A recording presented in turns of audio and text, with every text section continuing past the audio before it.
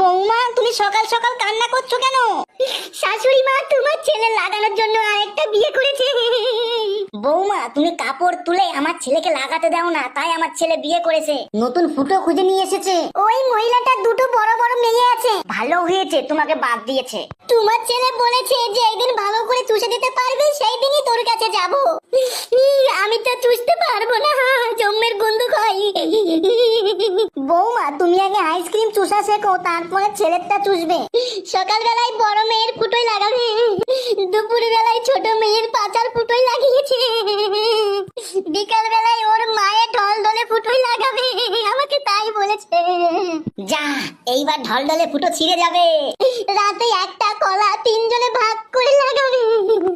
তা নয়, ঠিক আছে বৌমা, 3 মহিলার দুধ খেয়ে আমার ছেলের পেট ভরে যাবে, কিন্তু আমার ছেলে তো প্রোটিন শেষ হয়ে যাবে। ছেলেকে ডিম সিদ্ধ, খেজুর, চানা, মটর